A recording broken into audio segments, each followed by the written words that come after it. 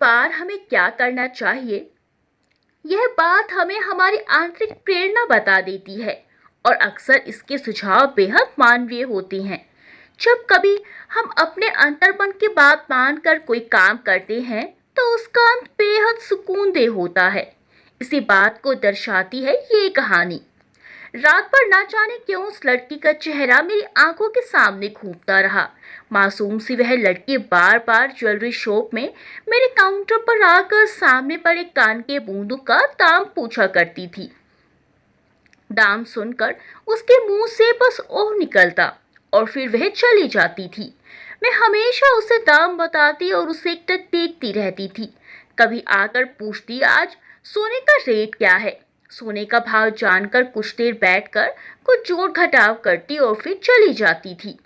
उसकी आंखों में एक अलग सी चाहत थी उन बूंदों को खरीदने की। न जाने उन बूंदों में ऐसा क्या था जिन्हें लेने के लिए वो हमेशा उनके दाम पूछती और फिर जोड़ घटा करके वापस चली जाती। फिर उस दिन जब वह आई और उन बूंदों का दाम पूछा तो मैंने कहा, मैडम आप अपना नाम और नंबर दे दीजिए, मैं इन्हें आपके लिए अलग से रख लूंगी। उसने अपना नाम राशि बताया और अपना फोन नंबर भी दे दिया। कहा, पास ही कमरा है मेरा, पार्क के बगल वाली बिल्डिंग में।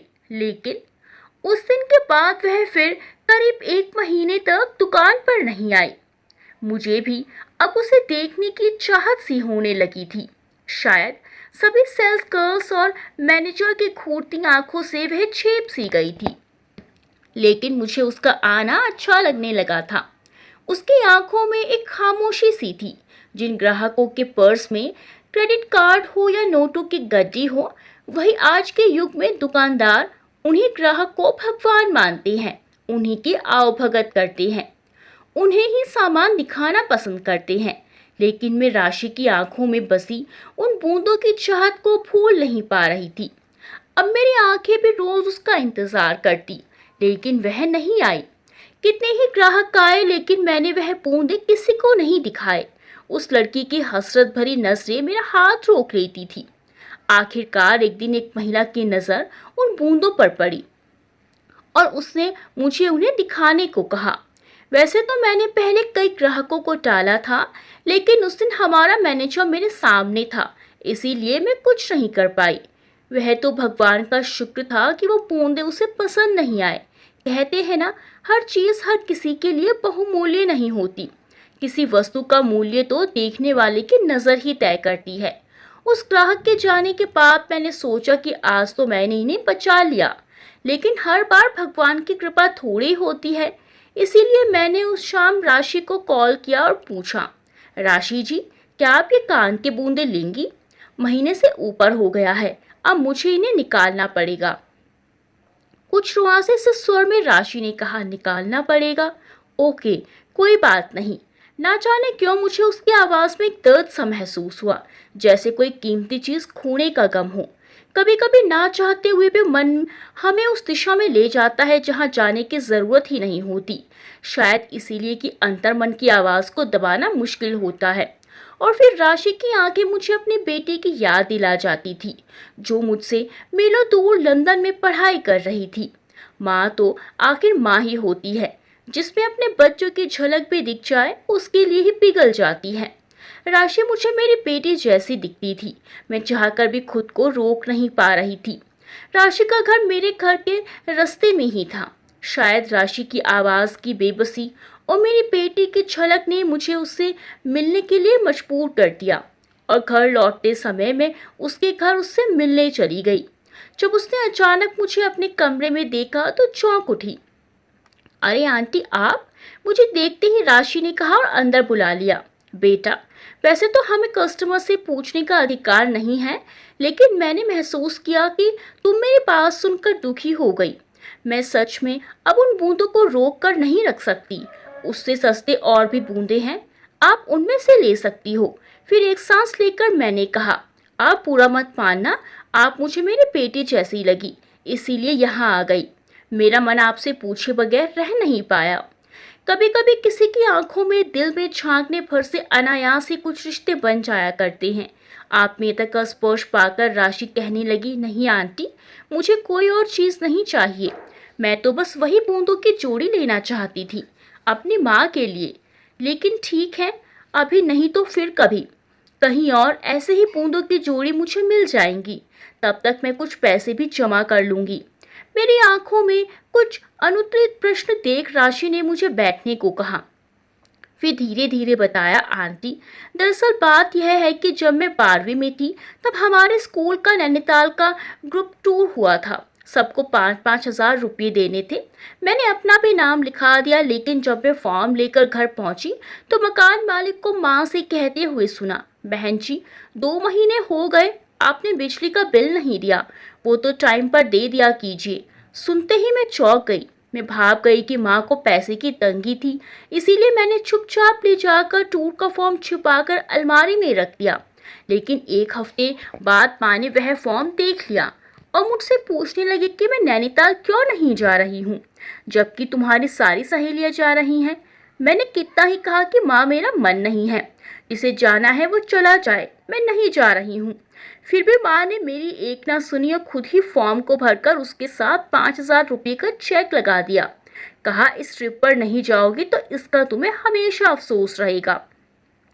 और मैं नहीं चाहती कि मेरी बेटी अपनी इस खुशी से वंचित रहे और फिर उम्र भर उसका अफसोस रहे कि जिनके पापा होते हैं केवल वही टूर का आनंद ले पाते हैं। मैं माँ से लिपट गई और रोने लगी। माँ ने मेरे आंसू साफ किए। माँ थी इसलिए मेरे मन की सब बात समझ गई थी। कुछ रुककर उसने आगे बताया, पूरे ट्रिप पे हमने खूब मौज मस्ती की, लेकिन जब भी मैं नैनी झील को देखती मुझे वहां भी माँ की आंखें याद आती थी। कितना कुछ अपने अंदर समेट कर रखती थी। उन आंखों में समंदर का शोर नहीं था, बस गहराई थी। वैसे तो मेरे पापा मेरे बचपन में ही हमें छोड़कर चले गए थे और माँ ने उन्हें कभी जाने नहीं दिया। हर त्योहार, बर्थडे पर हम सब पापा को याद करते और घंटों उनकी ही बातें करते। माँ अपनी हर वेडिंग एनिवर्सरी पर सजती सवरती, सगे संबंधियों को बुलाकर पार्टी करती। उन अवसरों पर माँ हमेशा ऐसे ही कान के पूंदे पहना करती थी। हर बार बताती कि वह उन्हें पापा का दिया हुआ पहला गिफ्ट था। मैंने उन्हें मौसी से कहते हुए सुना भी था कि वह उन्हें जब भी पहनती थी उन्हें शेखर के स्पर्श का एहसास होता था। मौसी ने मजाक भी किया था, कहीं खो गया तो। पर मेरे नैनीताल ट्रिप के बाद की एनिवर्सरी पर मेरी माँ के कान खाली थे। जो माँ हर साल कान के वह बूंदे पहनकर आईने में अपने आप को ऐसे निहारती जैसे पापा ही उन्हें देख रहे हों, वह आज आईने से नजरें चुरा रही थी। मैंने जब उनसे पूछा तो कह दिया, अरे बेटा, मेरा यह कान थोड़ा पक गया है, नहीं पहन सकती, हैवी है। लेकिन फिर जब अगले त्योहार में माँ ने वह बूंदे नहीं पहने तो मैं समझ गई कि तंगी के कारण माँ ने मेरी खुशी के लिए उस ट्रिप के समय अपनी एक मीठी याद को मुझ पर न्यौछावर कर दिया था। पिछले महीने जब मुझे पहली सैलरी मिली तब से मैंने कितनी ही दुकानों में वैसे ही बूंदे ढूंढे, लेकिन जब आपके यहाँ मिले तो मेरे पास 55 हज़ार रुपये नहीं थे। पता नहीं ठीक ऐसे बूंदे मुझे मिलेंगे या नहीं, इसीलिए मैं आपसे बार बार आकर उन्हें अलग से रखने का आग्रह करती थी। क्या पता इस बार सोने का भाव गिर जाए या फिर कोई इंस्टॉलमेंट की स्कीम आ जाए और मैं माँ को उनकी वह मीठी याद लौटा सकूं, तो मेरे दिल से एक बोझ उतर जाएगा। और जैसे माँ ने मेरे लिए अपनी जान से भी ज्यादा चीज कुर्बान की, वैसे मैं भी अपनी माँ के लिए उस चीज को वापस ले आऊं। राशि की बातें सुन मेरी आंखें भर आई। कितना दर्द था उसकी बातों में। मैंने राशि से कहा, मैं देखती हूँ बेटा, कल दुकान पर आ जाना। मैं यह बोलकर जाने ही लगी थी, लेकिन राशि ने मुझे जबरदस्ती बैठा लिया और बोली, आंटी जी, आप मेरे घर आई हैं, आपका बड़प्पन है, लेकिन मैं आपको ऐसे नहीं जाने दूंगी। आप कुछ देर बैठिए, मैं अपने हाथों से आपके लिए चिली पोटैटोस बनाकर लाती हूँ। मैंने राशि को बहुत मना किया, बहुत रोका, लेकिन उसने एक ना सुनी और थोड़ी देर बाद ही बड़े टेस्टी चिली पोटैटोस बना लाई। मुझे उसके साथ बहुत अच्छा महसूस हो रहा था, जैसे मैं अपनी बेटी के साथ हूँ। सच में राशि के साथ बिताए पल मुझे बहुत आनंदित कर गए थे। अगले दिन मैंने दुकान पर जाते जाते अपने ट्रेवल एजेंट से वैष्णो देवी का ट्रिप कैंसिल करा दिया और रिफंड के पैसों से सबसे पहले जाकर वह बूंदें खरीद लिए। उन बूंदों को खरीदकर मेरे दिल को बहुत चैन मिला। पतिदेव ने जब फोन का ट्रिप कैंसिल करने का कारण पूछा तो मैंने कह दिया पीठ में दर्द है, इस बार माँ के दरबार तक कैसे जा पाऊंगी। मुझसे तो नहीं जाया जाएगा जी, मैंने तय कर लिया था कि माता के दर्शन तो मैं अगले बरस भी कर लूंगी। इस साल एक माँ की मीठी याद उसे लौटा देती हूँ, जो इस समय बहुत ही जरूरी है। एक दिन राशि फिर से आई, उसे देखते ही मेरा चेहरा खिल उठा। जब मैंने एक सुंदर से डब्बे में रखी वह बूंदे उसके हाथों में दिए तो मानो उसे अपनी आंखों पर विश्वास ही नहीं हो रहा था। बोली, आंटी आप इसे मेरे हाथों में क्यों दे रही हैं? हो सकता है मेरे पास अभी पूरी रकम ना हो देने के लिए। मैंने उससे कहा, समझो तुम्हें इंस्टॉलमेंट पर ही मिल रहे हैं, जो बन पड़े महीने महीने मुझे वापस कर देना, ना भी हो तो कोई बात नहीं, जब तुम्हारा हिसाब होगा तब लौटा देना। इतना सुनते ही उसके आगे छलक उठी। कहा, मेरी माँ कहती है अगर दिल से कोई इच्छा करो तो माँ दुर्गा उसे जरूर पूरी करती है। आप मुझे उसी माँ दुर्गा का रूप लग रही हैं।